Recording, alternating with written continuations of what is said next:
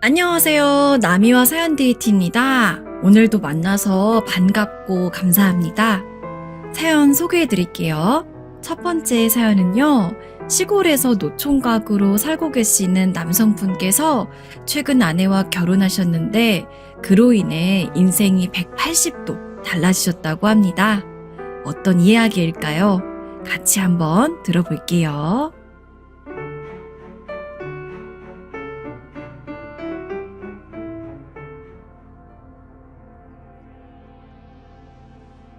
안녕하세요. 즐겨보는 사연 채널인데 제가 이렇게 사연을 보내게 되네요. 제 개인적으로 기적 같은 일이 일어나 여러분들에게 소개해보면 어떨까 해서 용기 내어 사연을 보내봅니다. 한평생 시골 노총각으로 살았습니다. 남들, 특히 여자들이랑 잘 이야기를 못하는 탓에 변변찮은 연애도 한번 해본 적이 없어요. 한번 서울에 올라가서 일을 구하기 위해서 살아본 적이 있었으나 서울 생활에 도저히 적응을 못해서 다시 시골에 내려오게 되더군요. 나 같은 시골놈이 서울 가서 살아봤자 뭐하냐. 그냥 하던 대로 시골에서 부모님 도와 농사나 짓고 여기서 사는 게 이득이다. 라는 자기 합리화를 하면서 몇십 년을 시골에서 살았는데 그러다 보니까 부모님은 제가 결혼은커녕 여자 하나 못 만나는 것에 대해서 굉장히 많은 불만을 가지셨습니다. 옆집에는 얼마 전에 결혼을 했다더라. 너도 정 안 되면 베트남 여자라도 만나서 결혼을 해야지. 이렇게 늙어 죽을 때까지 혼자서 살 거니? 아이, 그건 아니고 아무튼 저 알아서 할게요. 부모님이 걱정하시는 것만큼 저도 결혼에 대해서 생각이 없는 게 아니었습니다.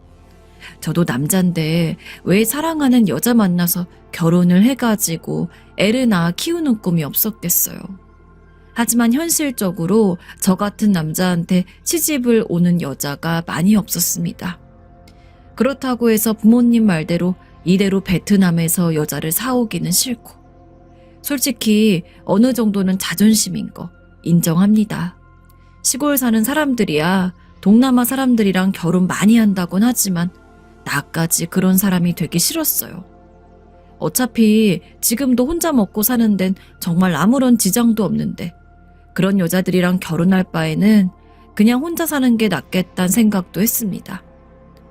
그러나 부모님은 제 결혼을 포기하지 않으셨는지 계속해서 주기적으로 제게 선자리를 주선했습니다. 하지만 선자리 나가는 것도 한두 번이지 처음에야 저도 당연히 기대를 많이 품고서 나갔습니다. 읍내 나가서 예쁜 정장도 하나 맞추고 잔뜩 긴장한 상태로 여자들을 만나봤어요. 그러나 저를 보는 순간 순식간에 좋지 않은 표정으로 변하는 여자들을 보니 저도 점점 그 선자리가 무슨 의미가 있나 싶더라고요. 나이가 점점 찰수록 선자리에 나오는 여자들도 나이가 많아지는데 그런 여자들조차 하나같이 저를 마음에 들어하지 않았습니다. 그 이후로 전 절대 부모님에게 선 안 볼 테니까 앞으로 결혼하라고 닥달하지 말라고 못을 박았어요. 결혼할 만한 여자가 없는데 어찌 결혼합니까? 어머니랑 아버지도 이제 그만 좀 포기하세요. 뭐 결혼하는 사람이 있으면 안 하고 사는 사람도 있지. 제가 하도 글이 나오니 한 몇 달간 부모님은 결혼에 대해서 이런 반고도 하지 않았지만 부모님은 꼭 본인들이 돌아가시기 전에 제가 결혼하는 모습을 보고 가야지 속이 시원했을 건가 봅니다. 한동안 주선하지 않았던 선자리를 또 잡아오셨더라고요. 당연히 전 안 가겠다고 화를 냈습니다. 아, 저 선 안 본다니까요. 대체 왜 이러세요? 저 그냥 농사 지으면서 이대로 혼자 살다 죽을 거예요. 여자들도 저 같은 놈 거들떠 보지도 않아요. 그만 좀 하세요, 제발. 우리가 모든 걸 다 걸고 이야기하는데 이번이 정말 마지막이다. 우린 정말 네가 결혼하는 거 보기 전까지는 눈 감고 무덤에 들어갈 수가 없어. 심성이 너무 곱고 착한 애니까 한번 만나라도 봐라. 이 애미애비 마지막 소원이야. 죽는 사람 소원도 다 들어준다는데 부모 소원 한번 못 들어주니? 부모님이 아주 눈물을 찍어내면서 저에게 호소를 하는데 근데 그걸 떨칠 수가 없더라고요. 그래서 정말로 마지막이라고 만나만 보겠다고 하고서 선자리에 나갔습니다. 그냥 별로 기대도 안 돼서 반팔에 반바지 차림으로 대충 샌들 끄고 나갔어요. 제 처지에 무슨 몸매 좋고 젊은 여자가 나올 리도 없고 커피 한 잔 시켜놓고 한 10분쯤 기다리니까 웬 여자가 제 쪽으로 다가오더군요. 근데 전 얼굴을 보고 기함을 했습니다. 저 역시 잘생긴 편이 아니라곤 하지만 솔직히 여자 얼굴 보고 저는 그 자리 박차고 일어나서 바로 뛰쳐나가고 싶었어요. 하면 안 되는 생각인 건 알지만 부모님이 노망이 든 건가 하는 생각도 했습니다. 심성이 고운 건 고운 거고 얼굴은 별개지. 제가 무슨 절세 미인을 소개해달라고 한 것도 아니고. 그래도 그냥저냥 평범한 여자 정도는 돼야 할 거 아닙니까? 근데 여자는 저보다 나이가 10살 정도 어린 거를 제외하면 아무런 장점이 하나 없었습니다. 쉰이 다 되어가는 제 나이에 여자는 10살 어려봤자 거의 40이거든요. 안녕하세요. 필두씨 맞으시죠? 오늘 선보기로 한 김선혜입니다. 사진보다 실물이 훨씬 더 남자답고 듬직하게 생기셨네요. 네. 진짜 부모님이 주선한 선이었으니까 아무 말도 안 하고 그 자리에 앉아 있었지, 만약에 친구 녀석이었으면 그놈이랑 끝장을 봤을 겁니다. 나가지도 못하고 그렇다고 기분 좋게 앉아있지도 못하고 울며 겨자 먹기로 시간을 보냈는데 어쩜 시간은 그렇게 안 가는지 여자는 내심 제가 마음에 든 눈치인지 자기가 커피도 사겠다고 하고 시도 때도 없이 제게 이런저런 질문을 했습니다. 전 그럴 때마다 여자가 제게 관심을 꺼줬으면 하는 바람으로 단답을 했지만 필두 씨는 참 과묵하시네요. 저 과묵한 남자 좋아하는데 라는 통에 뭐 어떻게 할 바도 없었습니다. 그날 집에 가서 부모님한테 엄청 화냈어요. 제가 아무나 결혼할 거였으면 진작 결혼했을 거예요. 차라리 훨씬 어린 베트남 여자랑 결혼하는 게 낫죠. 어떻게 저런 여자랑 결혼해서 살라고 말씀하시는 겁니까? 얼굴도 못생겼고 몸도 나보다 2배는 두꺼워 보이는데 아무리 내 상황이 큰 소리 낼 만한 상황은 아니더라도 이건 너무하잖아요, 정말. 사실 여자가 마음에 안 들었던 이유는 얼굴이 못생긴 것도 있었지만 무엇보다도 몸에 살이 너무 뒤룩뒤룩 쪄 있어서 그랬습니다. 제 키가 173에 70kg인데 여자는 저보다 한 15cm는 작아 보였어요. 그런데 몸무게는 좋기 80kg이 넘어 보이더라고요. 막말로 그게 여자입니까? 돼지지. 여성적인 매력이 아무것도 느껴지지 않는 사람이랑 대체 어떻게 결혼 생활을 하고 살라고 부모님은 그런 여자를 저한테 소개를 시켜줬는지 당초에 이해가 되지 않았습니다. 하지만 부모님은 화를 내는 제게 진정하라고 하면서 심성은 착한 애라고 잘 생각해보라고 이야기하시더군요. 여자 얼굴 보고 사는 거 아니다. 앞으로 한평생 네 반려가 되어서 살 여자인데 무엇보다도 심성이 착하고 생활력이 좋아야 하지 않겠니? 비록 겉보기에는 네 마음에 들지 않을 수 있을지언정 내가 걔만큼 착하고 똑부러진 애는 본 적이 없어. 그러니 너도 몇 번은 더 만나보고 생각을 하렴. 정말 다시는 만나기 싫었습니다. 하지만 정말 부모님의 성화로 진짜 하는 수 없이 몇 번을 더 만나봤지만 아무리 봐도 이성적인 마음이 생기질 않았습니다. 여자는 제게 적극적으로 관심을 표현하고 들이댔는데 그럴 때마다 저는 어떻게든 여자를 멀리하려고 안간힘이었죠. 게다가 처음엔 그저 몇 번 만나보라던 부모님의 말이 진짜 몇 번 만나보고 나니까 그 이후로는 그냥 눈 딱 감고 결혼 한번 하라는 식으로 말이 바뀌었습니다. 아니 생활력 강한 것도 좋지만 당장 같이 살아야 할 제 마음에 들어야지 부모님 마음에 들어서 뭘 합니까? 전 저렇게 자기 관리도 못하는 여자랑 한평생 살고 싶지가 않았어요. 그러나 현실적으로 매일같이 연로해 가시는 부모님, 아픈 곳이 많아지시는 부모님의 모습을 볼 때마다 정말 저런 여자랑이라도 결혼을 해야 하나 라는 생각을 안 할 순 없었습니다. 결혼에 대해서 진지하게 고민할 때마다 어찌나 자괴감이 드는지 술을 잔뜩 마셨어요. 아무리 내가 쉰이 다 되는 나이라곤 하지만 어떻게 저렇게 못생긴 여자랑 결혼을 해야 할지 모르겠는데, 한편으로는 부모님 말씀대로 더 늦기 전에 결혼을 해서 가정을 꾸리는 게 안정적이긴 할 수 있을 것 같단 마음도 들고, 흔들리는 저를 알았는지 부모님은 제 결혼 성사에 열심이셨습니다. 진짜 마음 하나만큼은 너무 착한 아이다. 막상 살아보면 저런 애 없다는 거 확실하게 알 수 있을 거야. 네가 어린 나이면 내가 이렇게 결혼하라고 이야기도 안 해. 너도 알잖니. 자식 이기는 부모 없다고도 하지만 반대로 부모 이기는 자식도 없는 것 같습니다. 결국 저는 결혼을 어느 정도 마음에 두고서 그 여자를 한 3번 정도 만나봤어요. 부모님은 이미 충분히 만나봤으면 됐지 뭘 또 만나냐고 그러긴 했지만, 그때야 솔직히 결혼을 할 생각이 없던 상태로 봐왔던 거라 대충 만나왔고, 지금은 이제 저도 결혼에 대해서 진지하게 생각을 하고 있으니까 구체적으로 그 여자가 어떤 사람인지를 알 필요가 있었습니다. 확실히 그런 마음을 가지고 만나보니 여자는 여러모로 똑부러지기도 하고 부모님 말씀대로 살림 하나는 정말 제대로 할 것 같았어요. 아주 오래전부터 부모님이 바빠가지고 집안일을 하는 게 습관화가 되어 있어요. 동생들도 돌봐야 했고 하니까 익숙하네요. 그래서인지 뭐 하나를 사도 엄청 잘 알더라고요. 집안일을 하는 모습을 본 적은 없지만 이야기를 들어보면 그런 쪽에서도 확실히 익숙하고.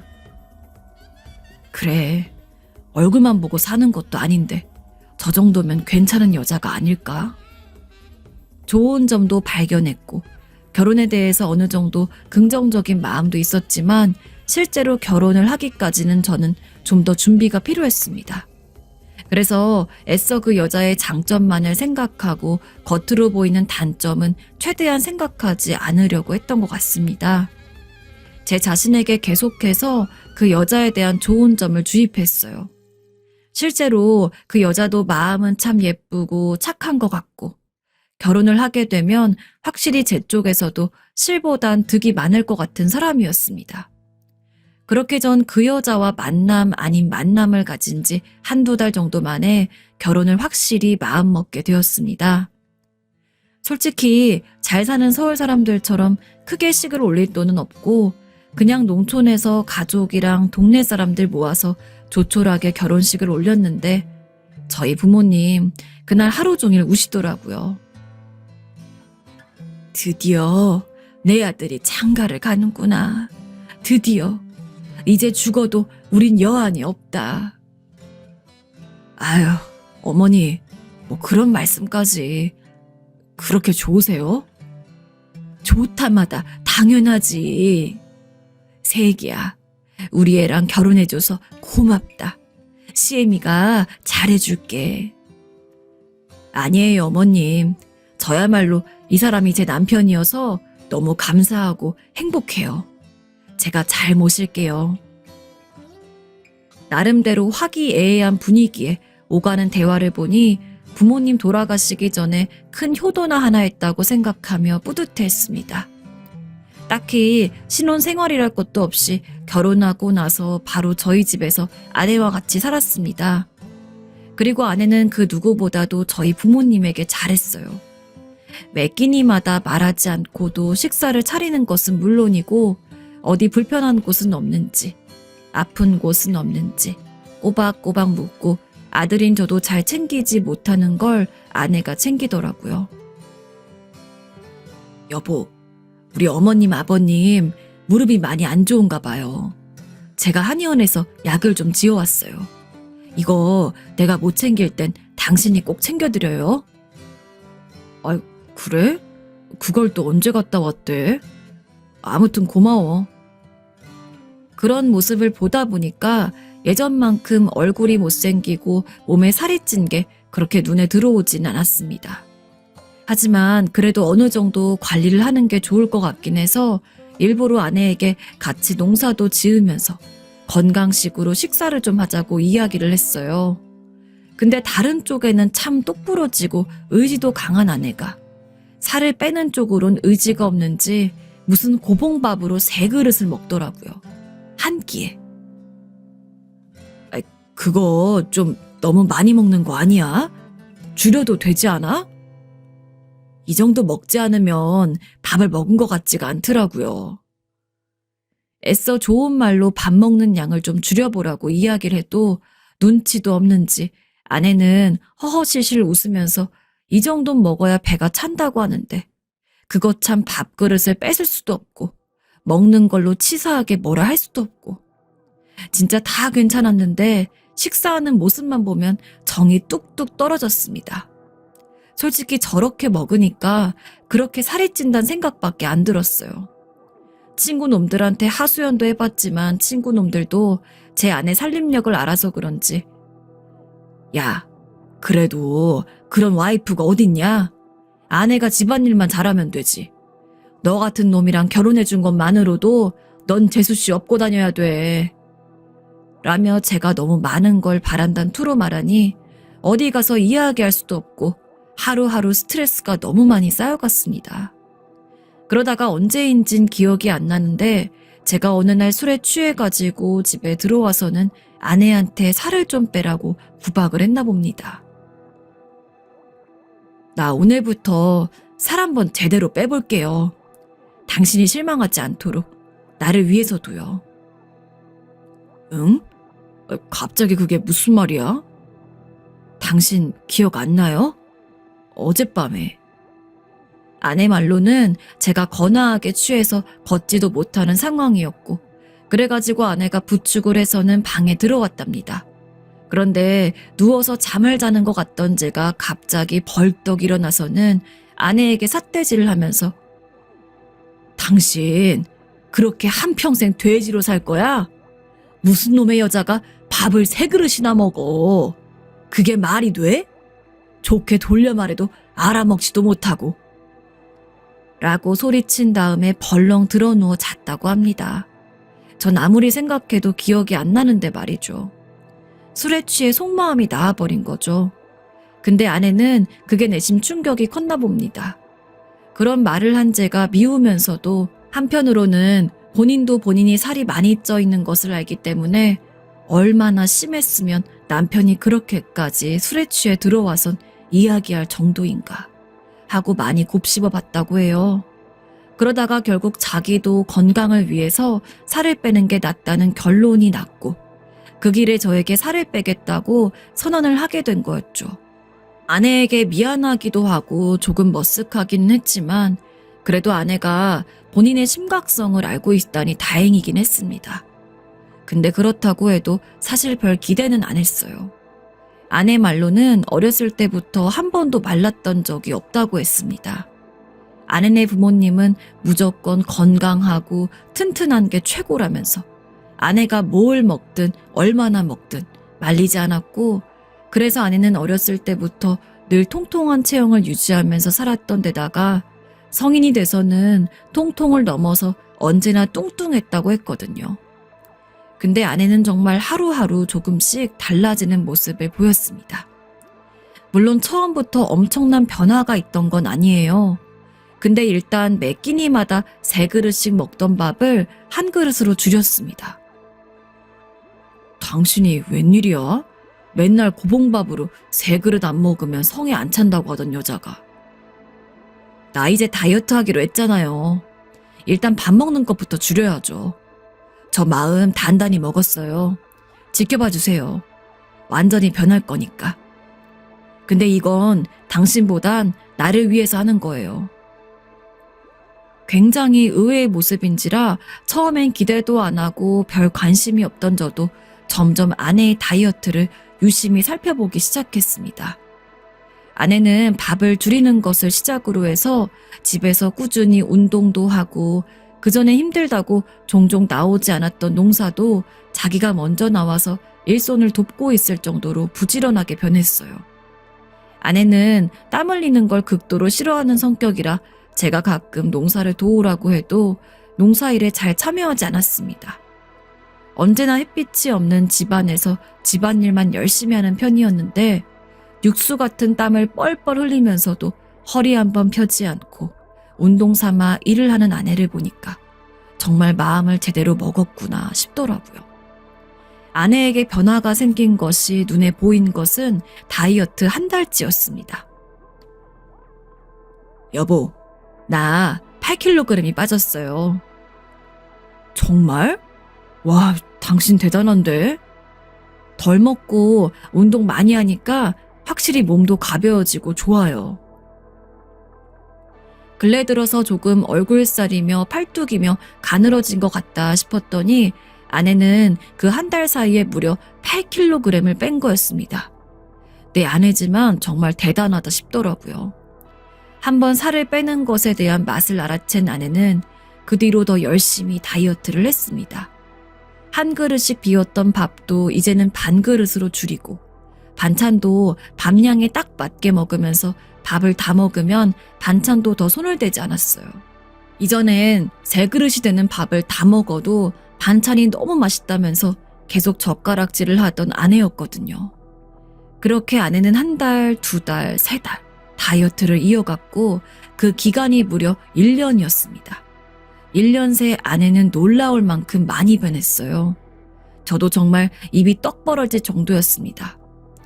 과거에 아내 보고 못생겼다, 몸매가 별로다 라고 이야기를 했던 것이 무색할 정도로 아내는 어지간한 젊은 여자들보다 날씬하게 변했습니다. 아내가 1년 사이에 뺀 살이 몇 킬로인지 아시나요? 무려 40kg였습니다. 나중에 다이어트가 끝나고 나서 알게 된 건데 아내는 저와 만났을 당시 85kg였다고 해요. 근데 1년 사이에 45kg가 된 거였죠. 거의 무슨 TV에 나오는 연예인들 몸매였습니다. 여기가 시골 동네긴 해도 아마 서울에 간다고 아내만한 사람이 많이 있을 거라곤 생각이 안 들어요. 게다가 아내가 안 긁은 복권이었는지 몸매가 좋아진 것도 모자라서 얼굴까지 정말 미치도록 아름다워졌습니다. 이전엔 살 안에 이목구비가 다 파묻혀 있어서 아무리 봐도 예쁜 얼굴로는 절대 봐줄 수가 없었는데 사실 원래는 눈도 크고 코도 오똑하고 그랬는지 살을 빼고 나니까 이목구비가 완전히 다 드러나는데 절대 결혼한 여자처럼 안 보일 정도였어요. 솔직히 이런 말 하면 저보고 나쁜 놈이라고 하실 분들이 있을 것 같은데 아내가 그렇게 달라지니까 저도 아내를 더 사랑하게 되더라고요. 아무리 성격이 좋고 그래도 외적인 게 참 중요하지 않겠습니까? 게다가 아내는 다이어트한 뒤로도 그걸 유지하겠다고 다시 이전처럼 막 먹거나 그러지도 않았습니다. 사실 결혼하고 한동안은 아이 생각이 없었는데 아내가 그렇게 보기 좋게 바뀌니까 자연스럽게 아이에 대한 이야기도 나누게 되었습니다. 아내나 저나 더 늦기 전에 아들이든 딸이든 하나는 있어야 했으니까요. 그래서 아내가 다이어트에 성공한 후 1년 뒤 저희는 아들도 하나 가지게 되었습니다. 그렇게까지 되니까 정말 더 바랄 게 없더라고요. 네 아내 어쩌다 저렇게 용됐냐? 정말 부럽다. 그지? 부럽지 자식들. 동네 친구들은 확 바뀐 제 아내를 보고 놀라면서 언제나 제게 부럽다는 말을 일삼았고 전 그럴 때마다 콧대가 하늘 높이 올라갔습니다. 저희 동네에서 제 아내만큼 아름다운 여자가 없었어요.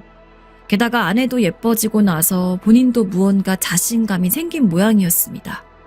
인스타인가 뭔가 무슨 사람들 많이 하는 SNS 같은 걸 시작했는데 아내가 다이어트를 하면서 예뻐지다 보니 아내 사진을 보고 자극받아 다이어트하는 사람들이 많이 늘어나서 그 이후부터 아내는 SNS로 다이어트에 관련된 물건을 팔고 그랬나 봅니다.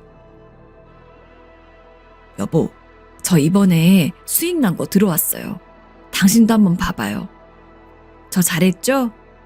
제 다이어트 전후 사진을 본 사람들이 구매해줬어요. 그리고 다이어트 업체들에서도 광고해달라고 연락이 많이 와요. 어? 당신에게 광고를? 전 아내가 보여준 통장을 보고 깜짝 놀랐습니다. 아내는 물건을 판 지 한 달 만에 무려 3천만 원이란 수익을 얻었거든요. 농사랑은 방식 자체가 다르긴 했지만 사실 버는 돈만 따지면 이제는 아내가 저보다 더 돈을 잘 벌고 있을 지경이었습니다. 아내는 완연한 중년이긴 했지만 이제서라도 이런 즐거움을 알게 된 게 너무 좋다면서 매일같이 운동을 하고 사진도 찍고 SNS를 통해서 물건을 팔면서 시간을 보냈어요. 어느 날은 SNS로 알게 된 친구들을 만나러 간다길래 제가 큰 마음을 먹고 서울까지 보내줬습니다. 그런 일들이 하나도 아깝지 않았어요. 아내는 언제나 자기 수익의 대부분을 저에게 줬고 그 덕분에 전 그 어느 때보다도 풍족하게 지낼 수 있었으니까요. 부모님한테도 이 사실을 이야기하니 내가 그러니까 이 결혼 꼭 하라고 했지? 내가 뭐라 하든 정말 우리 며느리가 복덩어리야, 복덩어리. 하고 의기양양해 하시는데 막상 이렇게 된 거 보니까 부모님에게 할 말도 없고 실제로 저는 부모님이 결혼하라고 닥달하지 않았으면 절대 아내랑 결혼하지 않았을 테니까요. 네, 맞아요. 어머님 말씀이. 정말 이 여자랑 결혼 안 했으면 어찌 되었을지 아찔하네요. 지금 저희는 시골을 벗어나서 서울에서 살고 있습니다. 아내가 활동을 하기에 서울이 좋기도 하고 사실상 지금은 제가 농사를 짓는 것보다 아내가 하는 일을 돕는 게 수익이 더 좋기 때문에 농사는 따로 인부를 써서 진행을 하고 있고 전 서울에서 아들이랑 아내와 셋이 지내고 있어요. 서울에 아예 정착을 하게 되면서 걱정을 안 한 건 아니었습니다. 왜냐하면 아내가 예뻐진 만큼 눈독 들이는 남자들도 많을 게 뻔했으니까요. 저랑 손잡고 길가를 가고 있는데 아내에게 추근대는 남자도 있었습니다. 그래도 아내의 한결같음을 믿고서 서울에 올라왔고 실제로 아내는 한눈 한 번 안 팔고 늘 저와 아들을 위해서만 살고 있습니다. 이쁜 아내가 내조까지 잘하고 심지어는 돈도 잘 벌어오면서 눈에 넣어도 아프지 않을 아이까지 함께하고 있으니 정말 저 같은 시골 노총각 인생에 이런 기적이 있어도 되나 싶을 정도로 행복합니다. 근래 들어서 약간 고민이 있다면 평생 농사만 짓고 살아와서인지 제가 서울에서 할 일이 없다는 거였어요. 기껏해야 막노동 정도. 근데 그런 공사판 일도 매일 있는 게 아니다 보니까 사실상 지금은 아내 수입의 대부분을 의존하고 있습니다. 그래도 남자가 체면이 있지. 맨날 아내에게 의존해선 안 되기 때문에 뭐라도 하려고 하는데 이 나이 먹고 내가 서울에서 뭘 할 수 있을지. 아내는 저한테 당신은 너무 신경 쓰지 마요. 어차피 돈은 내가 벌고 있는데 무슨 상관이에요. 라곤 하지만 제 자존심이 이 상황을 그냥 두고 볼 수가 없습니다. 혹시 저 같은 시골 출신도 아파트 경비원 같은 일 하면 잘할 수 있으려나요? 이것저것 알아보곤 있는데 서울은 안 그래도 일자리가 없어서 참 고민이긴 합니다. 그래도 솔직히 지금은 아내가 있어서 버티고 있어요. 아내는 바쁘더라도 집안일은 꼭 자기가 하는 터라 전 집에서 손을 댈 일도 없고요. 친구놈들은 저한테 행복한 고민이라면서 구박을 하는데 고민하는 건 진심일지언정 어느 정도는 행복한 고민인 것도 맞는 것 같습니다. 옛말에 부모 말 들어서 후회할 거 없다고 하는데 정말 그런 것 같아요. 부모님 말 잘 들어서 이렇게 지금의 아내를 만나게 된 거 아니겠습니까? 진짜 제 인생 최고의 선택이었다고 해도 과언이 아닙니다. 여러분들도 부모님이 뭐 하라고 하시면 어지간해서는 그냥 받아들이세요. 부모님이 설마 자식의 앞길을 망치겠습니까? 몇십 년을 더 산 어른의 안목으로 봤을 때 분명 그게 자식에게 득이 되는 길이기 때문에 고집하는 겁니다. 네, 첫 번째 이야기 잘 들으셨나요? 그렇다면 감상평 많이 부탁드릴게요. 자, 이제 두 번째 사연인데요. 두 번째 사연은 며느리에게 호된 씹사리를 시킨 시어머니도 아닌 시아버지에게 친정아빠가 나타나서 진정한 참교육을 시켜주셨다고 합니다. 제 속이 다 시원한데요. 끝까지 들어주시기를 부탁드리며 시작해 볼게요. 안녕하세요. 전 사실 결혼하기 전부터 그렇게 살면 안 된다는 반대 의견을 무척 많이 듣게 되었는데요. 이게 무슨 소리냐면 시댁 건물 안에서 신혼집을 꾸려 다 같이 함께 산다고 하니 다들 그렇게 말리는 거예요. 저보고 제정신이야. 아무리 각자 다른 집에 산다지만 합가나 다름없다며 후회할 거라고들 했거든요. 그때는 저도 사랑에 눈이 멀어 귀담아 듣지 않았는데 지나고 보니 그게 다 맞는 소리였어요. 저희 시부모님은 좀 부유하신 편이었고 한번 사업이 망하신 적은 있지만 그래도 기반이 탄탄하시다 보니 건물 한두 채 정도는 갖고 계셨어요. 본래 시부모님이 살고 계시는 건물도 한 채 있었는데 두 분은 1층에 살고 계셨고 2층은 저희 남편이 살고 있었거든요. 처음엔 그냥 그런 줄 알았고 결혼을 하게 된다면 어른이 다른 집에서 살아가겠거니 생각을 했어요. 그런데 남편이 초반에 프로포즈를 할 때부터 이미 못을 박더군요. 유진아, 나는 우리 집 건물에서 너와 엄마 아빠와 함께 위아래로 오순도순 같이 사는 게 꿈이었어. 너에게 첫눈에 반했을 때부터 내 여자라고 생각했고 너랑 결혼해서 평생을 행복하게 살고 싶어. 이쯤 되면 가장 중요한 얘기가 앞에 나와버렸는데도 저 역시 남편을 무척 좋아하고 헤어지기 싫었기에 뒤에 있는 말만 크게 들려왔나 봐요. 그저 결혼하잔 얘기, 내 여자란 말들에만 신경이 온전히 쏠려버렸고 그 앞에 살짝 흘리듯 지나간 부모님과의 이야기는 대충 들었던 것입니다. 그렇게 우리는 결혼해서 2층에 신혼집을 꾸리게 되었고 바로 아래층에는 부모님들께서 살고 계셨어요. 그 위쪽으로는 사무실이나 다른 곳들 세를 주었기 때문에 사실상 올라갈 일은 거의 없었고요. 사실 가깝다고 해도 각자의 생활이 있는데 뭐 그리 자주 보겠나 싶었지만 신혼여행을 다녀온 뒤부터 그게 아주 큰 오산이라는 것을 알게 되었어요. 글쎄 어머니는 그래도 저희 집에 별로 오시지 않았지만 아버님께서 그렇게 아침마다 초인종을 누르시는 겁니다. 그것도 바로 나가지 않으면 몇 번이나 연속해서 눌러대셨고요. 아, 왜 빨리 안 나와보는 거야? 문 얼른 열어라. 전 처음에 이 소리에 너무 놀라서 후다닥 뛰어나갔었는데 이게 며칠씩 반복되며 일상생활이 되다 보니 별 중요한 일도 아닌데 아버님이 올라오신다는 걸 알게 되었어요. 오셔서 그렇게 우리 집 소파에 털썩 걸쳐 앉으셔선 TV를 보시는 게 아니겠어요? 이제 막 신혼생활을 시작한 아들네 부부집에 아침 8시에서 8시 반 사이에 꼭 들리시더라고요. 아버님은 다른 건물에서 부동산을 하고 계셨고 거기에 직원도 있기 때문에 보통 낮에 1시쯤 출근하신다고 알고 있었어요. 그러면 본인 집에서 식사하시고 좀 계시다가 가시면 될 텐데 그렇게 우리 집에 올라오셔서는 제가 해주는 밥이며 간식을 받아야겠다고 앉아 계시는 거였어요. 처음에 남편도 상당히 당황했지만 그 시간과 맞물려 남편은 출근을 하다 보니 황급히 나가느라 제대로 상황을 봐주지도 못했어요. 그러다 보니 남편도 없는 제 집에 아버님과 멀뚱그레 앉아 있어야 하는 것이었고요. 처음엔 그저 어떻게 해야 될지 몰라 멀뚱하니 서 있었는데 그런 저에게 아버님께서 대뜸 호통을 치시더군요. 아, 거기 가만히 있고 뭐해? 얼른 커피라도 내와라. 어른이 있으면 앉으라 말을 해야지 원. 아, 네? 네, 금방 드릴게요. 너는 참 말할 때까지 가만히 잘도 있는다.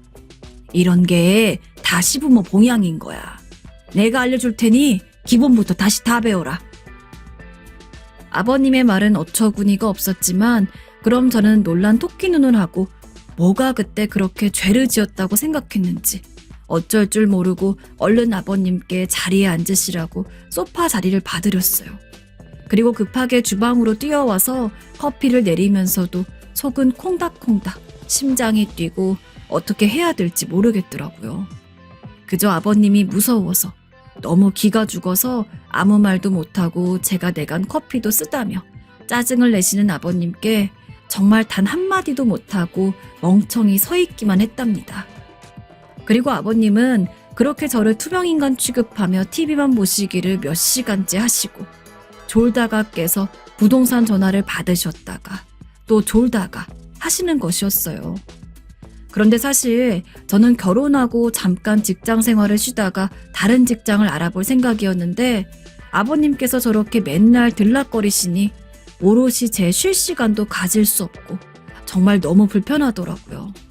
하지만 남편은 본인한테는 아버지이지 저한텐 시아버님이라는 것을 전혀 인지하지 못하나 봅니다. 듣고 얼마나 화가 나던지 생전 처음 남편에게 짜증을 내게 되었어요. 아, 우리 아빠가 오전 내내 와 계신다고? 아빠는 내가 여기 쭉 살았는데도 뭐가 그렇게 궁금해서 오시지? 아마 유진이 네가 너무 예쁘고 보기 좋아서 오시나 봐. 네가 말동무도 해드리고 잘 지내드려. 뭐라고? 그럼 오빠도 주말 내내 우리 엄마 아빠랑 한번 같이 있어 볼 거야? 나 몸 안 좋고 하혈도 하고 해서 병원에서 누워있으라고 했어. 안 그러면 애기 가지기 어렵다고. 그래서 쉬고 있는 거 알잖아. 아버님 말동무야 바로 아래층에 어머님이 계신데 왜 내가 해드려야 하는 거야? 솔직히 전 이 말을 할 만해서 한 건데 남편은 자기 아버지를 무조건 욕한다고 생각했는지 발끈하더라고요. 전 이때 남편이 좀 새롭게 보이더라고요. 늘상 다정하고 좋은 남자라고 생각했는데 부모님과 연관된 얘기라서 그런지 낯설게 느껴질 정도로 무섭게 받아치더군요. 꼭 그렇게까지 말할 필요가 있어? 우리 아빠를 무슨 짐짝 취급하네. 예뻐해 주시는데 고맙다고 하진 못할 망정. 왜 그렇게 짜증을 내? 너만 아프고 힘들어? 나도 몸 힘든데 우리 결혼했고 가정 꾸렸으니 매일매일 열심히 출근하잖아. 집에서 놀면서 그거 하나 힘들어가지고 찡찡거려? 이렇게까지 말하는 남편 모습에 너무 황당해서 할 말을 잃었는데 거기서 남편은 또 바보같이 하면 안 될 행동을 저질러 버렸어요. 아니 글쎄 그 자리에서 아버님께 전화를 거는 거 아니겠어요? 아버지, 우리 집에 자꾸 오신다고 유진이가 힘들다고 하네요. 다음부턴 저 있을 때 주말에만 올라오셔요. 아니면 우리가 내려갈 테니까요. 이러고 전화를 끊어버리는데 정말 얼마나 화가 나던지 뭐 하는 짓이냐고 소리를 지르고 있는데 얼마 안 되어 또 배를 누가 엄청 눌러대고 있는 겁니다. 보나마나 아버님일 것이 뻔했어요. 그대로 문을 열어드렸더니 저를 노려보시곤 제 어깨를 밀치고 바로 안으로 들어가시더라고요.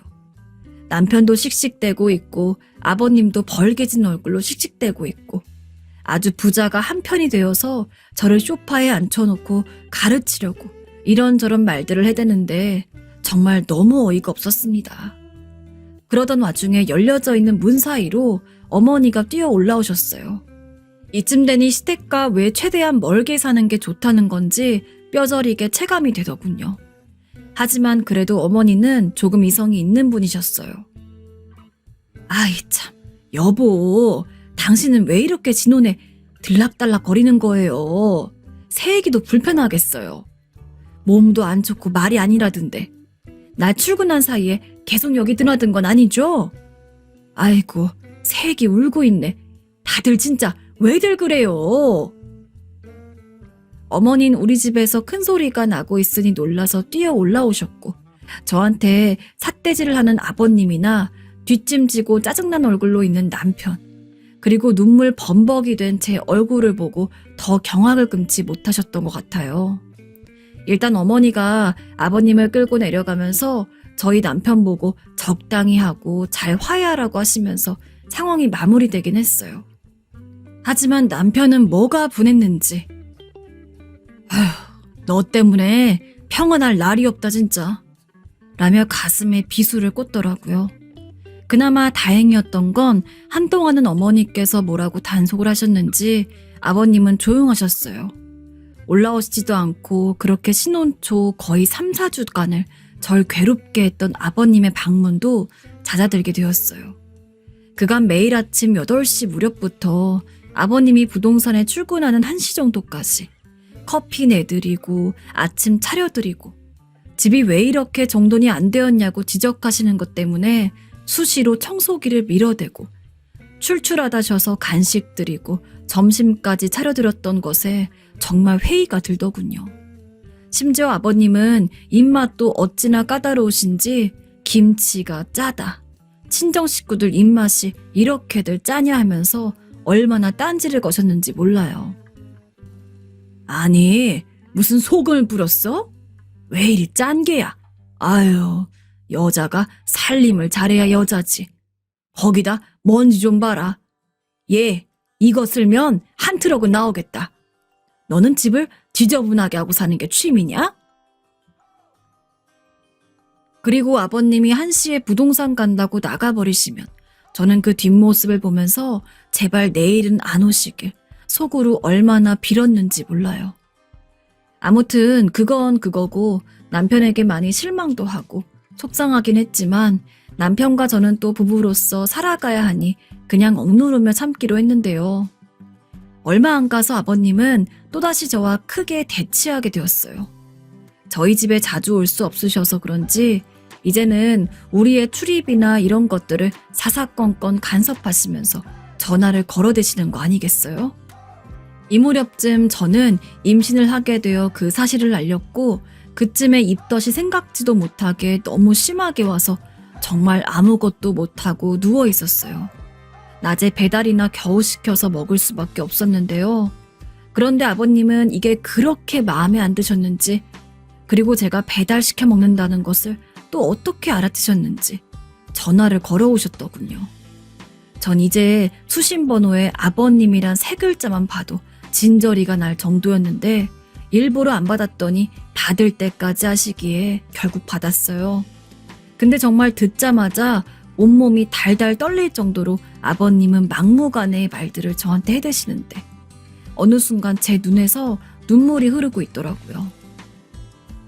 야, 너는 살림을 뭐 그리 개판으로 하고 사는 거야? 옛날 같으면 너 같은 것들은 다 소방 맞았어. 네? 아버님, 그게 무슨 말씀이세요? 너무 황당해서 전 대꾸도 못한 채 멍청이 있었는데 그런 저한테 무슨 따발총 마냥 다다다 쏘아대시더군요. 지금 배달 올라간 거 봤어. 뭘 그렇게 시켜서 처먹고 있어? 대낮부터 말이야. 죽 같은 게 뭐 그리 손이 많이 간다고 네 손으로 해먹을 것이지. 남편이 번 돈을 그렇게 땅에다 버리면서 언제 돈 모아 이런 집을 갔겠냐. 세상 천지에 너같이 사치하는 애는 처음 봤다. 네? 정말 구구절절 어찌나 그렇게 주옥같이 저한테 막말을 퍼부어대시는 건지. 우리 아버님 정말 엄청 자린고비로 살아오셨고 고생을 많이 하셔서 이렇게 부유해지기까지 나름 힘드셨단 얘긴 들었어요. 그런데 임신한 며느리가 입덧이 너무 심해서 웬만한 음식을 못 넘기고 있고 그때그때 땡기는 것이라도 겨우 먹으려는데 요리를 할 수가 없으니 배달을 시킨 거라고요. 이게 그렇게 천지개벽하고 사치를 하니 집을 망치느니 하는 말을 들을 소리인가요? 게다가 우리 집으로 올라가는 배달까지 잡아서 물어보시고 메뉴까지 확인하셨다는 사실이 정말 소름 끼칠 정도였어요. 기가 막혀서 말도 못하고 있는데 아버님은 더 환장할 것 같은 소리를 늘어놓으시더군요. 됐고 당장 문 열어. 나 지금 올라갈 테니까. 아니 실컷 할 말을 해놓으시고 왜 올라오신다는 건지 이해가 안 갔어요. 전 이런 상태로 아버님을 뵙고 싶지 않았고 문을 열어드리고 싶지 않아서 그냥 그 전화를 받은 채로 움직이지 않고 있었어요. 그런데 아버님은 평소처럼 배를 연신 눌러대시더니 이 건물 저희 층에는 저희 말고 사는 곳이 없어서 그런지 마음 놓고 발로 문을 걷어 차시는 게 아니겠어요? 문을 안 여는 며느리가 괘씸하다며 당장 문 열라고 온 힘을 다해서 현관문을 발로 걷어차대시는데 점점 무섭더라고요. 도저히 안 되겠어서 저도 모르게 순간적으로 저희 친정아빠에게 전화를 걸었어요. 사실 이런 순간에는 남편이 생각나야 하는데 저도 모르게 본능적으로 남편이 도움이 안 될 거란 생각이 들었던 것 같습니다. 아빠, 난데... 무슨 일이야 우리 딸. 아빠 여기로 좀 와주면 안 될까? 나 너무 무서워. 제 전화를 받은 친정아빠는 너무 기가 막히셨는지 잠깐 말을 잃으셨다가 이내 바로 채비를 챙기시더니 오신다더군요. 아버님은 그렇게 문을 걷어차길 한 20여 분 하시더니 제가 저희 아빠에게 전화를 걸어서 통화를 걸고 있는 순간에도 계속 전화를 거셨는지 문자로도 난리를 치시는 겁니다. 당장 문 열으라고, 버르장머리를 고쳐주겠다고 말이에요. 아무래도 이전에 저희 집 드나들다가 어머니께서 뭐라고 하시니 그때부터 쌓여있던 걸 이번에 잘 걸렸다며 완전히 화풀이를 하시는 모습 같았어요. 이건 진짜 분노 조절 장애도 아니고 뭔지 혼자 집에 있는 며느리를 상대로 이렇게 막말을 하시고 문을 걷어찰 일인가요? 그런데 아버님은 그러다 내려가 버리셨고 한 10여 분쯤 더 지나서 저희 아빠와 엄마께서 헐레벌떡 도착하셨어요.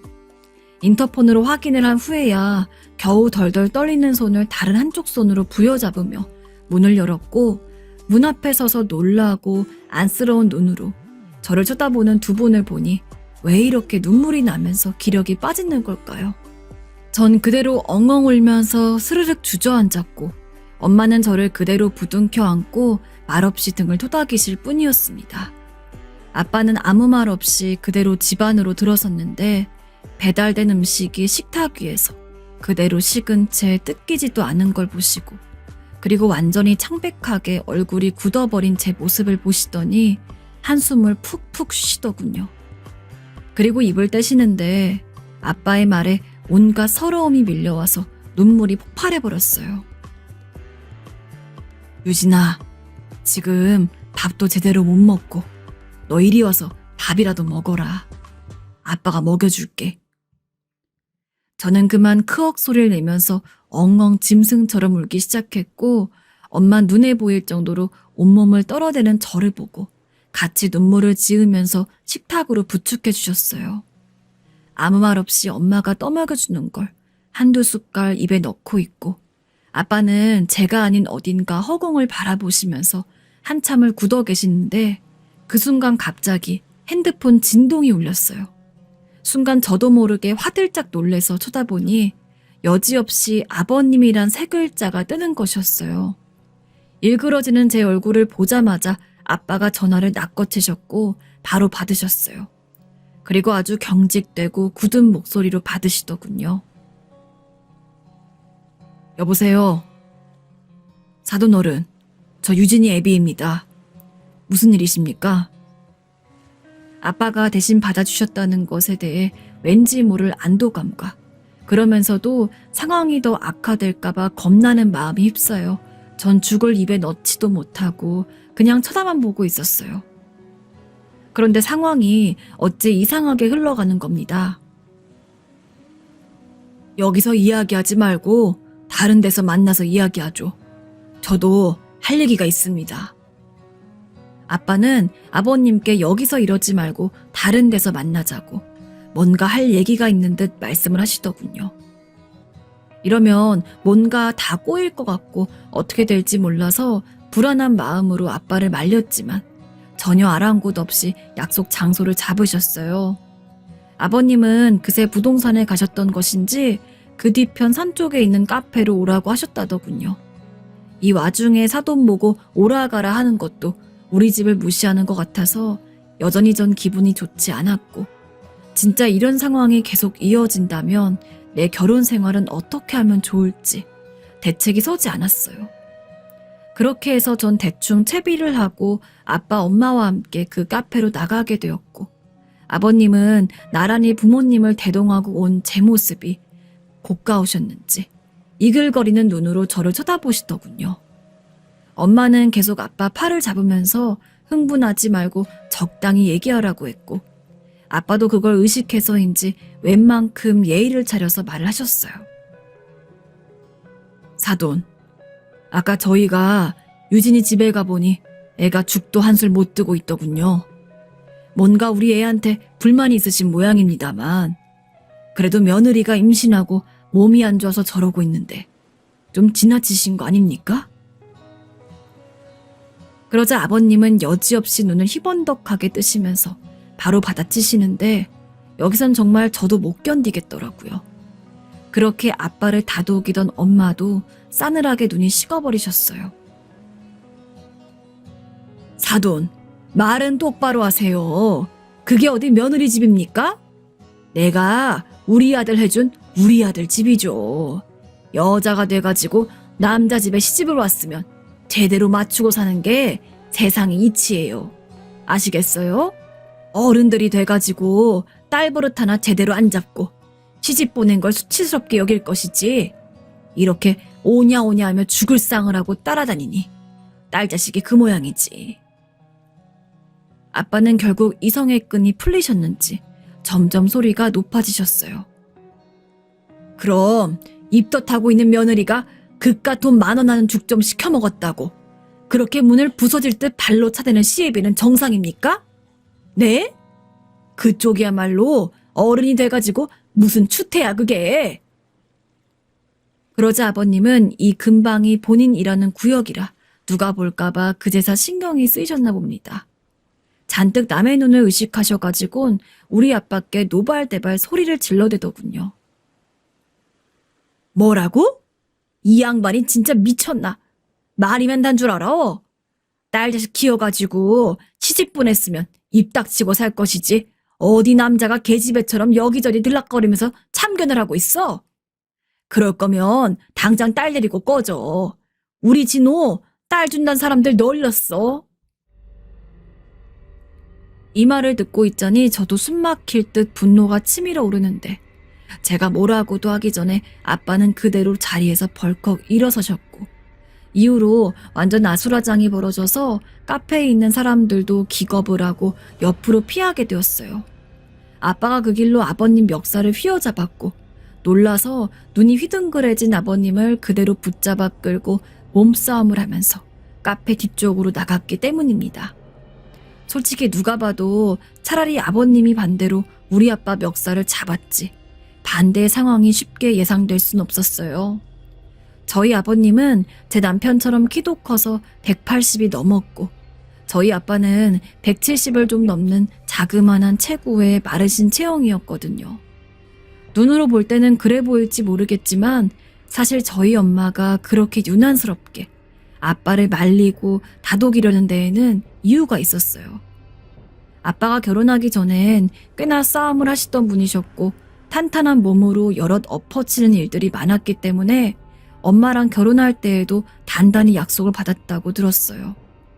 물론 제가 태어나기도 전 일이라 전 어렴풋이 그냥 기억만 하고 있었지만, 실제로 아빠는 제가 태어난 이래 그냥 일반 직장을 오래 다녀오셨고, 여기저기 연탄 봉사도 하시며 사람들과 부딪히는 일을 거의 본 적이 없었거든요. 아마 그런 일이 저 몰래 있었을 수도 있겠지만 적어도 제 눈으로 본 적은 없었고, 그런 걸 눈으로 보는 건 처음이었어요.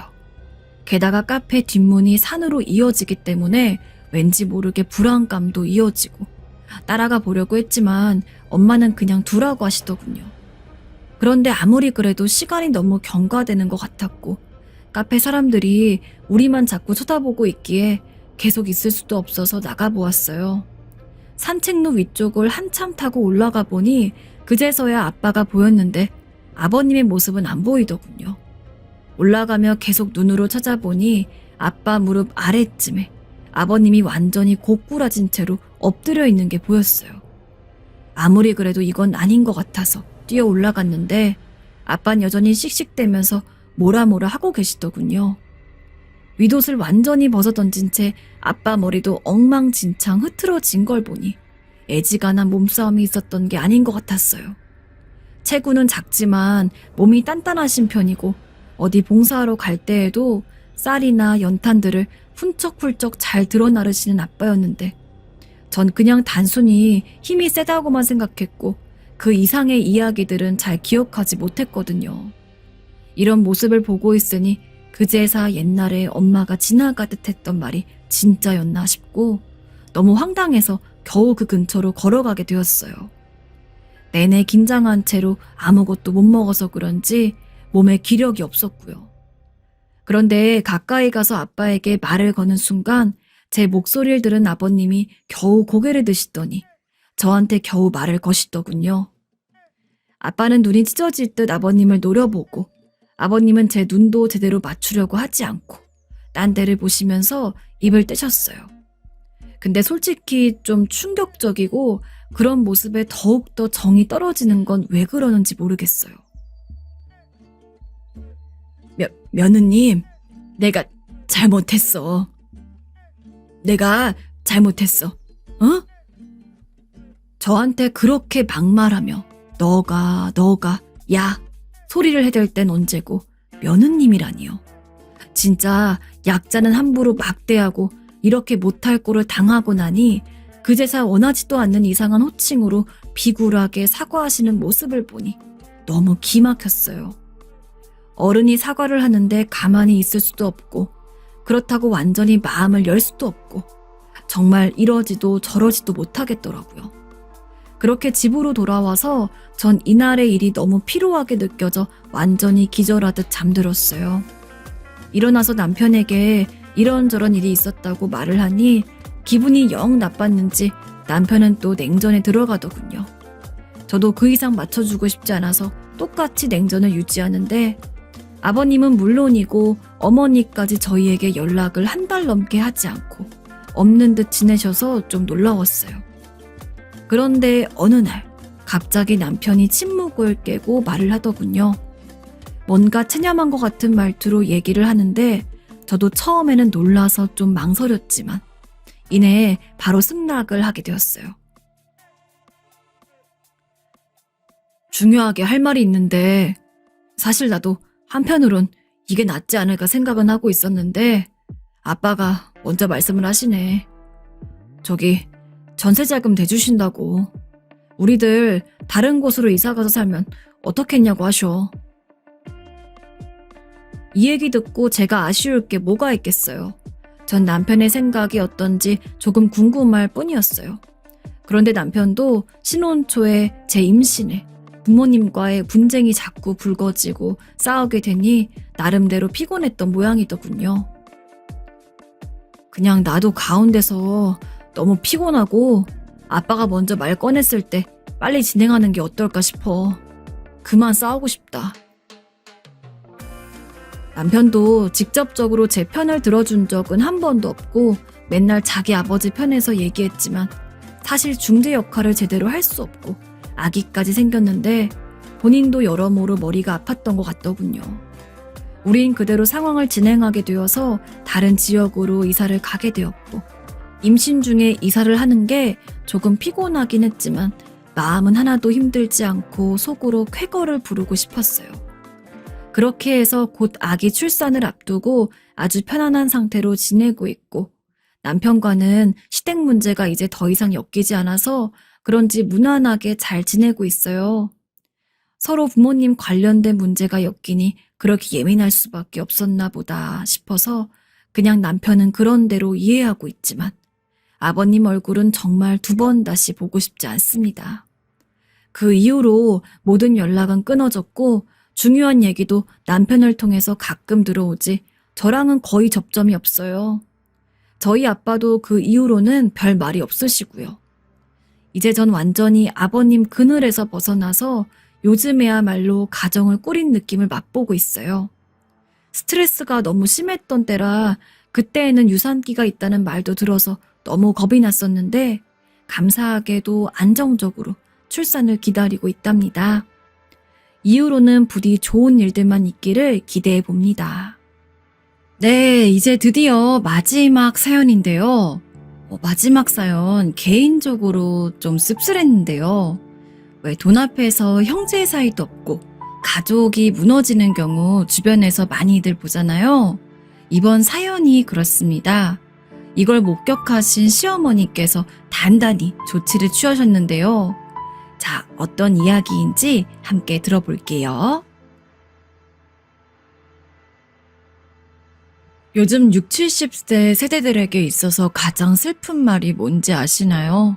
바로 부모를 제일 마지막으로 모시는 세대이자 자식들로부터 가장 첫 번째로 버려지는 세대라고 하더라고요. 듣고 보니 그게 정말 맞는 것 같아요. 어릴 적부터 봐오기론 당연히 어른들을 모시고 사는 것을 알며 살아왔으니 그리 살다가 요즘의 3, 40대 자식들은 부모를 모시지 않으려고 해서 이 부분에서 많은 갈등이 생기는 것 같아요. 그런데 자식들도 모시기 싫어서 그러는 게 아니라 역대 최초로 자기 부모 세대보다 못 사는 세대라서 그렇다더군요. 아무튼 부모 자식 관계는 참 힘든 것 같아요. 제가 왜 이 말을 하냐면 바로 저희 시댁 때문이에요. 저희 친정 쪽이야 엄마 연세가 그렇게 많으신 것은 아니고 정정하신 편인데 시어머니는 연세가 좀 되시거든요. 80살이 넘으신 나이에 치매까지 걸리게 되셔서 보통 힘들어 하시는 게 아니에요. 오형제 중에 둘째로 태어난 저희 남편을 낳으시고 어머니는 그때 좀 고생을 하셨는데요. 왜냐면 태어난 지 얼마 안 되어 소아마비에 걸리게 되었고 초등학교 무렵까지 차도가 없어서 어머니께서 늘 업고 다니셨다고 하더군요. 여자아이도 아니고 뼈무게 때문에 더 무겁게 느껴지는 남자아이를 어머닌 셋째, 넷째를 임신했을 때 빼고는 웬만해선 늘 업고 다니셨다고 해요. 그게 얼마나 힘드셨을지 저 역시 아들 둘을 키우고 있지만 정말 엄두가 안 나더라고요. 그 당시에 소아마비라고 하면 다들 기를 쓰고 어떻게든 낫게 하려고 했고 그럼에도 불구하고 뾰족한 수가 딱히 없던 때라서 모두 힘든 시기를 보냈던 것 같아요. 아버님께서는 남편이 20살쯤 될 무렵에 돌아가셨기 때문에 이후에 형제들을 키워내는 것은 정말 어머니 혼자서 무척 고생을 하시며 입을 거 못 입고 먹을 거 못 먹어가면서 힘들게 먹여 살리셨더라고요. 하지만 대부분 공부 머리가 있어서 그런지 큰아주버님은 의사가 되기까지 끝까지 밀어주셨나 봐요. 그리고 다른 서방님들도 마찬가지로 선생님이나 공무원을 하고 계시니까 결과적으로 아들들 직업도 자리를 잡을 때까지 어머니께서 무진 수고를 하신 것이고요. 본인이 80살을 넘어가면서 치매 판정을 받으실 때까지 웬만하면 스스로 일처리를 하시고 직접 자식들 집에 다니기도 하셨어요. 그런데 정말 몸이 약해지셔서 힘들게 되시다 보니 그때부턴 자식들이 번갈아 가면서 어머니 시중을 들어드려야 했는데요. 저희 집도 사실 어머니 댁에서 가까운 것은 아니나 80이 넘은 어르신이 그렇게 집에서 혼자 생활을 하고 있다는 게 마음에 걸려서 곧잘 찾아뵙곤 했답니다. 저희 애들도 어머니가 해주신 밥을 너무 좋아해서 가끔 가면 제가 어머니를 도와서 같이 밥상을 차려서 양껏 먹고 하루씩 자고 오기도 했어요. 다른 아주버님과 서방님, 동서들도 간혹 왔다 갔다 하긴 했었고요. 그런데 치매 판정을 받게 되시니 이젠 이렇게 그냥 어쩌다 들려서 들여다보는 상황으로 이어질 순 없겠더라고요. 왜냐면 혼자 화장실도 잘 못 가시고 식사도 못 하시고 정신도 온전치 못하셔서 인지 능력도 떨어지실 텐데 말이에요. 가뜩이나 저희가 가끔 찾아뵐 때도 손떨림이 심하시다든지 여러 가지 좀 자잘한 병들이 있으셔서 약들도 엄청나게 챙겨드리고 왔거든요. 이쯤 되면 이제 자식들 사이에서 누군가는 어머니를 전담해서 케어할 필요가 있었어요. 큰아주버님은 의사라 아주 바쁘셨고 형님 역시 직장을 다니고 있어서 그런지 쉽사리 결정을 못 하시더라고요.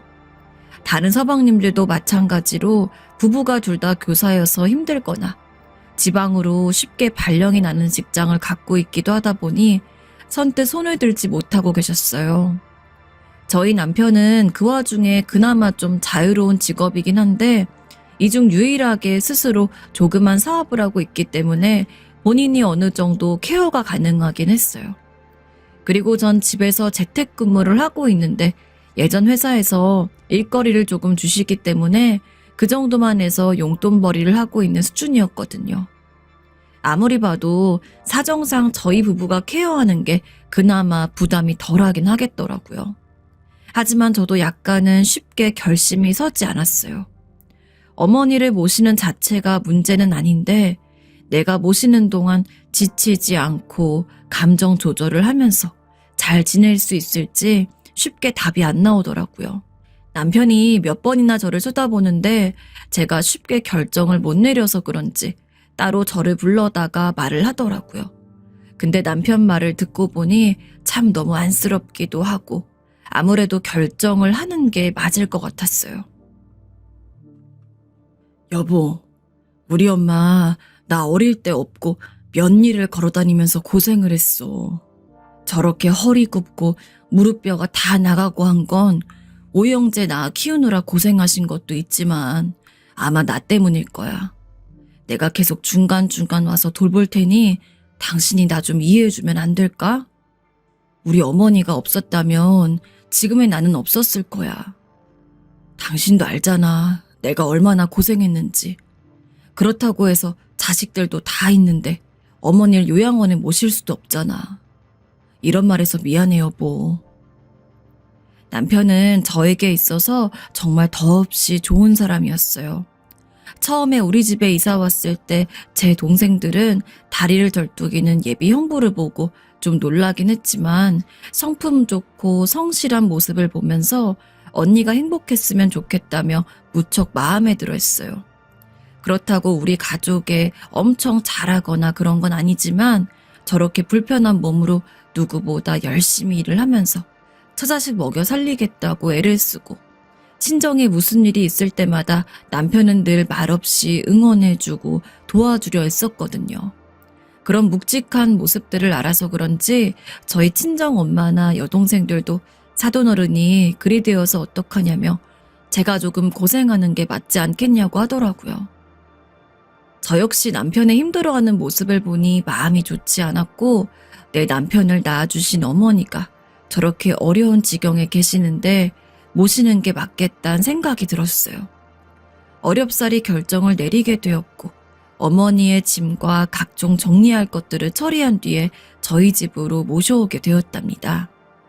아이들이 아직 어린 편이었기 때문에 형제끼리 같은 방을 쓰는 것은 무리가 아니었고 일단 어머니께 안쪽 방을 내드리고 그곳에서 머무르시겠어요. 웬만하면 재택근무 중인 제가 어머니를 돌봐드리면 될 일이었고 치매이시긴 하지만 집에서 그렇게 뭔가를 힘들게 하시는 건 아니었거든요. 좀 더 상황을 지켜보다가 더 확장되어진다면 그때 가서 전문 간병인을 쓴다든지 요양원에 가신다든지 등의 계획을 세우기로 했고요. 저 혼자 밀착해서 같이 있다면 크게 문제가 없는 상태였기 때문에 비교적 편안한 마음을 갖고 어머니와 같이 살아가게 되었어요. 그러다 보니 어느덧 1, 2년의 시간이 지나고 5년이 지나고 8년의 세월까지 훌쩍 넘어오게 된 것 같아요. 사실 그 집에서 어머니와 함께 살기 시작했을 때에는 저희 부부방과 어머니께 드린 작은 방, 아들 둘이 쓰던 조금 넓은 방과 거실까지 해서 아주 빽빽하게 지냈는데요. 남편의 사업이 조금씩 안정세를 찾아가면서 다른 집으로 이사를 하게 되었어요. 어머니가 계신 것을 고려하고 두 아들들에게 방을 따로 주기 위해서 계속 여러모로 알아보고 뛰어다녔는데 마침 참 감사하게도 좋은 평수와 구조를 가진 집을 얻게 되었답니다.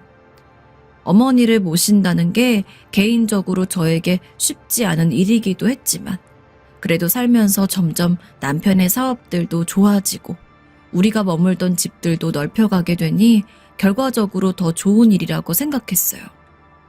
어머닌 깜빡깜빡 하시면서 뭔가를 잊어버리고 잘 넘어지시기도 하고 기억을 잃어 힘들어 하실 때도 있었지만 제가 걱정했던 엄청나게 위험한 단계까지는 가지 않았기 때문에 그리 손이 많이 가진 않았어요. 늘 함께 다니고 모시고 다니고 제가 바빠서 계속 돌보기 힘들 때에는 남편이 급히 회사에서 나와주거나 혹은 근처에 살고 있는 제 여동생들이 와서 어머니와 함께 집에 있어드리기도 했었고요. 그 사이 애들도 크다 보니 할머니께 어떤 것들을 도와드려야 하고 조심을 해야 하는지도 어느 정도 인지를 하고 있더라고요.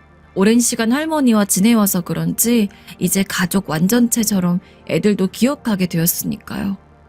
늘 어머니는 저에게 지나가는 말처럼 참 고맙다. 내가 복이 많은 사람이구나. 라는 말씀을 하셨는데 저를 며느리로 아셔서 그런 말을 하실 때도 있고 다른 동네 아줌마로 착각하실 때도 있기 때문에 흘려들을 때가 있었어요. 그런데 어느 날 어머니께서 점심에 냉면을 드시다가 말씀을 하시는데 정신이 있으실 때 모습처럼 힘있게 말씀을 하시길래 좀 놀랬어요. 내용 역시 일반적인 얘기가 아니라서 더 집중하게 되었는데요. 민우애미야, 니네 시할아버지가 뭐 하던 분인지 아냐? 네? 저도 남편에게 듣긴 한 것 같은데 가물가물해서 잘 모르겠다고 했어요. 어머니는 본래 시할아버님께서 그 지역 상당한 부자로 살고 계셨고 저희 아버님 역시 그 밑에서 유산을 물려받아서 땅도 많이 유지하고 계셨다고 하더라고요. 돌아가실 때 어머니께 그걸 부탁하셨는데 나름 그걸로 먹고 살 수 있는데도 불구하고 본인의 노력으로 더 재산을 불려가셨다고 해요. 그러고 보니 남편이 어렸을 적부터 성장하기까지 엄청나게 여유가 있진 않았다고 들었거든요. 이후에도 어머니는 간간히 큰 등록금이 들고 자식들 공부를 시키며 뭔가를 지원해 줄 때에만 그것들을 쓰셨고 그 외에는 절약하고 사셨던 것 같아요. 근데 그 말씀을 하시면서 갑자기 저를 보시더니 좀 당황스러운 말씀을 하시더라고요. 내가 그걸 받아서 갖고 있는데 그걸 니네에게 주고 싶어. 아마 니네 시아버지도 그렇게 해주길 바랄 거다. 대략 이야기를 들어보니 꽤 엄청난 땅 규모인 것 같아서 그게 어느 정도 됐는지 잘 실감도 안 되고 형제가 5이나 되다 보니 저도 그렇게 확 와닿진 않았어요. 그냥 어머니가 우리에게 고마워하시는구나 그 정도로만 생각하고 말게 되었는데요. 치매 환자니까 그게 거짓이라고도 생각을 했었던 것 같아요. 근데 그러던 어느 날 명절 때 우리 집으로 다들 모이게 되었어요. 어머니가 치매로 우리 집에 계신 지도 오래되었고 기존 시댁을 정리하고 나서부터 매번 우리 집으로 모여 경조사를 치르게 되었거든요. 이 무렵쯤에는 집도 이사해서 좀 더 크고 여유 있어졌기 때문에 가족들이 드나드는 것도 편히 맞을 수 있게 되었어요. 시간차를 두고 아주버님과 서방님들 그리고 형님 동서들이 각각 도착하고 조카들도 오게 되었어요. 전 분주하게 음식을 해서 차리고 있고 이후에 늦게 온 동서들도 함께 도와서 상을 준비하게 되었는데요. 다 같이 밥을 먹고 있고 다들 이렇게 아프신 어머니가 안쓰러우면서도 지금껏 잘 버텨내고 계신 게 기쁘다는 반응이었어요. 근데 그러는 사이 어머니께서 젓가락을 내려놓으시면서 웅얼웅얼 말씀을 하시더라고요. 저도 옆에서 잡채를 먹고 있던 중이라 그냥 지나치려고 했는데 계속 반복해서 말씀하시기에 다들 집중하게 되었어요. 근데 그 말을 듣는 순간 저도 당황스럽고 그 말에 순간적으로 저와 눈이 마주친 동서들, 서방님들과 아주버님의 표정은 약간 난감한 상태로 바뀌게 되었답니다. 나는 내 땅들 전부 둘째네 줄 거야. 우리 둘째 애기들한테 줄 거야. 그러시면서 다시 오물오물 음식을 씹으시더라고요. 근데 아무래도 거기 있는 자식들이 쉽게 흘려들을 수 있는 내용은 아니잖아요. 누구 하나 무슨 말이냐고 묻지를 못한 채로 먹다 멈춰 있는데 어머니는 다시 주변을 흐리멍텅하게 둘러보시더니 똑같이 말하시더라고요. 내 땅들 둘째 애기들 줄 거야. 아무도 안 줄 거야. 이렇게 말이 왔다 갔다 하다 보니 일단 우리는 그냥 먹긴 했지만 그때 잠깐 느꼈던 축축한 긴장감은 꽤 여운이 길었어요. 저나 남편 둘 다 어느 하나 먼저 이 얘기를 꺼내지 않은 상태로 그렇게 시간은 흘러갔고 명절 식사를 마친 뒤 각각 다들 집으로 돌아가셨는데요. 한두월 달쯤 지나서 갑자기 큰아주버님께서 연락도 없이 저희 집에 찾아오셨더라고요. 그것도 형님과 함께 말입니다. 저도 너무 놀라면서 맞게 되었어요. 어머, 무슨 일이세요, 아주버님, 형님? 그러자 두 분은 쑥스러운 듯 웃으면서 현관으로 들어오시는데 빈손으로 오기 뭐해서 들고 왔다며 선물 세트를 주시더라고요. 워낙 저희 집에 오실 때마다 이런 칠해를 잘 하시던 분들이라서 저도 감사히 받긴 했지만 연락 없이 너무 갑작스레 오신 것이라서 조금 당황스러웠어요. 두 분은 들어오시더니 어머니 방에 가서 먼저 인사를 드리시곤 다시 거실로 나오시더라고요. 그래서 저와 남편은 같이 마주 앉아 왜 그러시나 했는데 아주버님이 늦게 말을 시작하시더라고요. 그간 경철이며 재수씨도 너무 고생이 많았고 내가 워낙 일이 바쁘고 이 사람도 일하다 보니 너무 오랜 세월 장남으로서 책임을 못 다한 것 같더라고. 애들도 이제 커서 중학생이 되었는데 집도 좀 넓게 쓰면서 공부도 해야 되고 아픈 할머니랑 같이 사는 것도 다들 힘들지 않겠어? 요 근래에 이 사람도 일을 그만둔 상태였고 겸사겸사해서 우리가 어머니를 모시는 게 어떨까 해.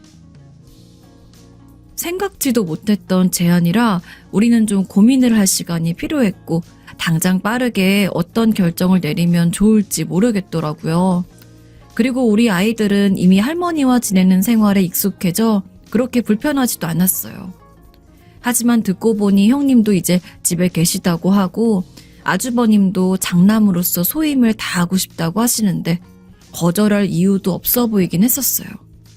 이런 일을 미리 전화로 말씀하셨으면 저희도 생각해본 뒤 따로 준비라도 했을 텐데 너무 갑작스럽게 오셔서 용건을 말씀하시고 바로 모셔간다고 하니까 조금 놀랍긴 하더라고요. 일단은 저와 남편이 가서 어머니께 설명을 드렸더니 아무런 반응도 없으시고 대답도 잘 안 하시길래 그 다음날 저희가 모셔드린다고 했어요. 그렇게 아주버님과 형님은 집으로 가셨고 다음날 저와 남편은 어머니 짐들을 일단 간단하게 챙겨서 아주버님 댁으로 모셔다 드리게 되었고요. 가는 내내 제가 설명을 좀 해드리긴 했는데 알겠다고 하시는 건지 아니면 어떤 반응이신 건지 도통 알 수가 없더라고요.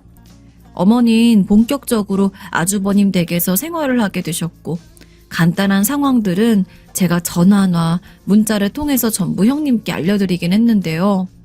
그러고 집에서 이제 텅 비어있는 어머니 방을 보니까 은근히 안 계신 것이 티가 나긴 하더라고요. 애들도 약간 적응이 안 된다고 했지만 우린 또 그럭저럭 적응하면서 살아가게 되었어요. 저희 친정 엄마께서도 사실 진즉 장남이 모셨어야 했던 것 같은데 네가 그동안 고생이 많았다고 하셨고요. 그렇게 있고 저도 아이들 공부에 신경을 쓰면서 나름 또 바쁜 생활을 하고 있었고 그날따라 장 볼 게 많아서 차로 마트 4군데를 돌면서 땀을 뻘뻘 흘려가며 장을 봐왔어요. 한창 성장기 남자애들이라서 한 달 식비가 어마어마하거든요.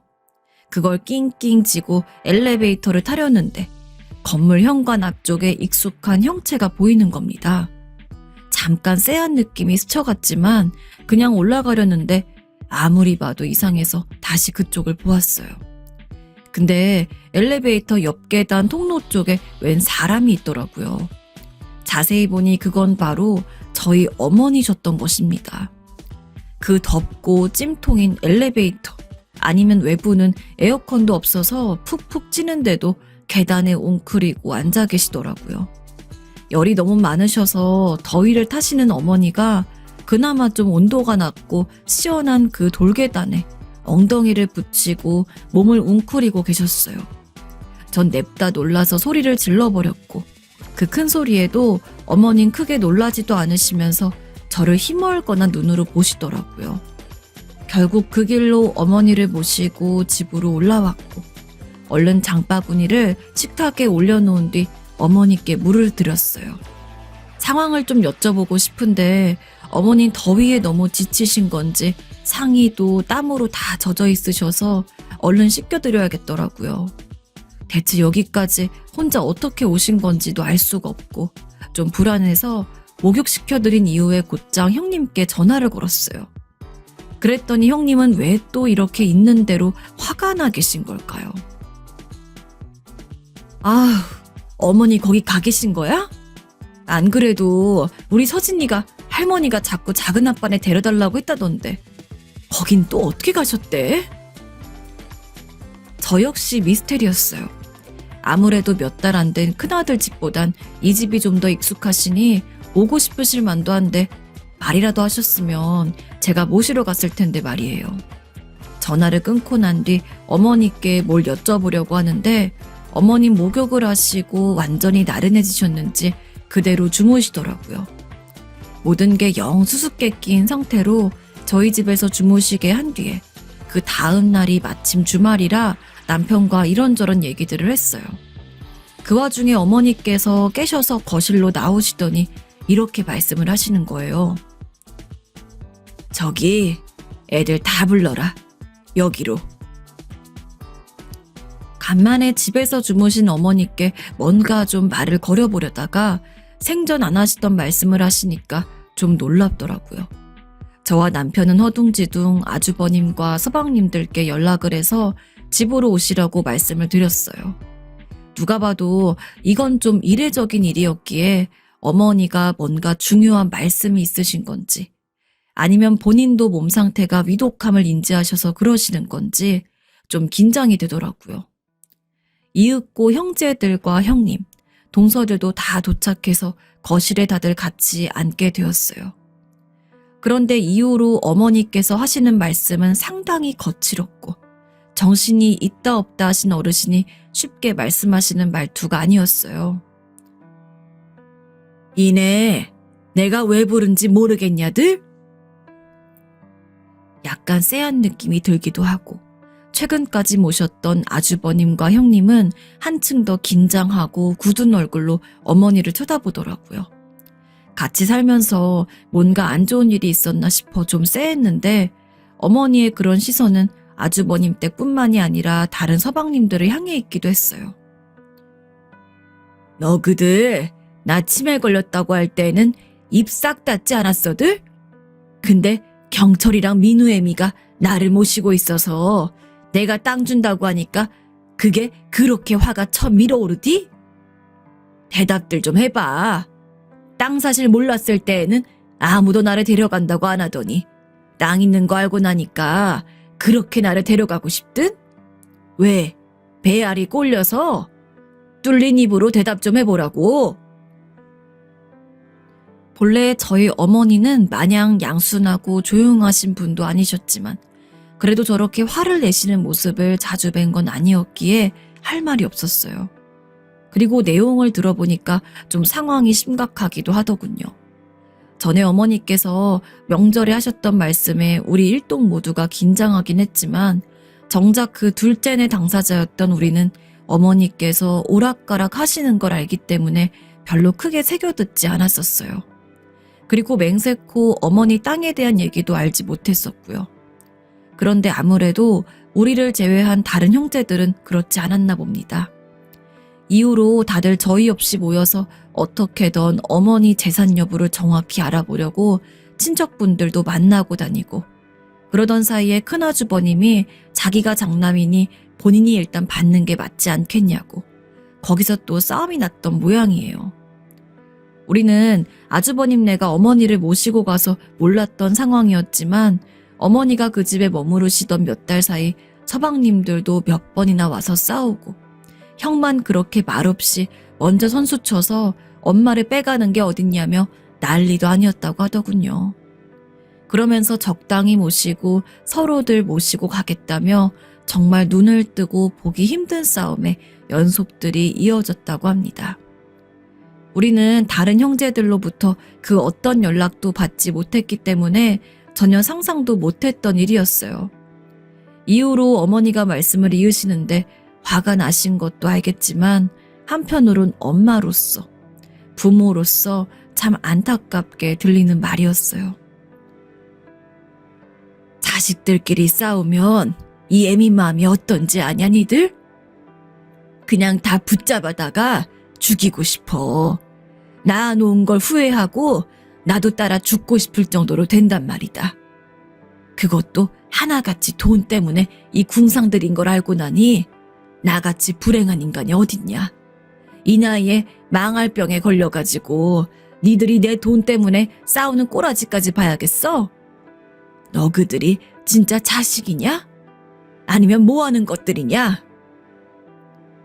어머니의 엄중한 말씀은 뒤로 갈수록 점점 거칠어지면서 강한 협박처럼 얘기가 되어버렸고 그 자리에서 어머니 말고는 그 누구도 입을 열 수 없는 분위기가 되었어요. 서슬이 퍼렇도록 날카롭게 쏘아붙이시는 어머니를 보니 다들 속으로 무슨 생각을 하던 간에 조용히 있을 수밖에 없겠더군요. 어머니는 그 길로 자식들에게 재산 포기한다는 각서를 쓰라면서 저보고 종이랑 이것저것 갖고 오라고 하시는 거예요. 그 칼날 같은 분위기에서 홀로 일어나서 낼름 종이를 갖고 오는 것도 너무 불편했지만 하도 갖고 오라고 호통을 치시는 통에 결국 가져다 드렸어요. 어머님 무조건 둘째네에게 땅을 줄 것이며 나머지 것들은 신경 끄고 살라면서 포기하겠다고 사인을 하라고 하시더군요. 그때 작은 서방님이 더 이상 못 참겠는 듯한 얼굴로 어머니, 이런 건 효력도 없어요. 아세요? 그리고 그런 법이 어디 있어요? 전 자식 아니에요? 말을 꺼냈으나 어머니께선 옆에 있는 물통을 냅다 걷어차시는 통에 보통 심각한 상황이 아니라는 걸 감지하게 되었어요. 일단은 다들 조용히 사인을 하게 되었고요. 이렇게 해서 얼떨결에 어머니께서 남기시는 유산이 저희 남편과 제 앞으로 오게 되었고 어머니는 그 이후로 그런 일이 없었던 것처럼 저희 집 안쪽 방에서 지내고 계시고 있어요. 참 아직도 신기한 일인 것 같아요. 어떻게 치매였던 분이 갑자기 정신을 차리고 저렇게 똑부러지게 말씀하실 수가 있는지 아직까지도 미스테리거든요. 그리고 그 일이 있고 난 후에도 어머니는 정신이 오락가락 많이 하셨기 때문에 그때 어머니의 분위기가 다시는 나오지 않아서 신기할 따름이더라고요. 하지만 얼마 전에 걸려온 동서의 전화가 너무 제 마음을 불편하게 하고 전혀 생각지 못한 스트레스가 되어 밤잠을 이룰 수 없게 하고 있는데요. 어머니께서 저리 세게 말씀을 하시긴 하셨지만 나중에 돌아가셨을 경우 남편과 상의를 해서 다시 잘 나눠서 가지는 게 맞지 않을까요? 전 이러나 저러나 생각이 없었는데 동서가 걸어온 전화를 받고 나니 너무 걱정스럽고 불쾌하게 느껴지거든요. 형님, 아무리 그래도 혼자 그걸 다 채가시는 건 아니죠. 유산이 뭐 장난인 줄 아세요? 저희 남편이랑 저랑 눈 똑똑히 뜨고 어머니 임종까지 지켜보고 있을 거고 이유도 우린 만만하게 대처하지 않을 거예요. 적당히 챙기시고 선 넘지 마세요. 이런 전화를 받았기 때문이에요. 전 유산을 욕심낸 적도 없고 형제들끼리 나눠 갖는다고 해도 문제가 없어요. 그리고 이런 얘기는 형제들끼리 하면 될 것을 형님 동서들끼리 이렇게 전화를 하면서 저에게만 몰아붙이듯 말을 하는 것도 참 너무 불편하더라고요. 모르는 새에 왕따가 된 듯한 느낌도 들고요. 도대체 저는 어떻게 하면 좋을지 모르겠어요. 가뜩이나 남편은 이번에 어머니께서 하신 말씀들을 듣고 자기 형이나 동생들에게 상당히 실망해 있는데 이런 전화까지 제가 받은 걸 알면 무척 상처를 받을 것 같은데요. 아무래도 남편에게 의논을 해서 좀 더 다른 방법을 찾아봐야 되는 걸까요? 난데없는 고민거리에 요즘 정말 잠도 잘 안 오고 너무 힘들어집니다.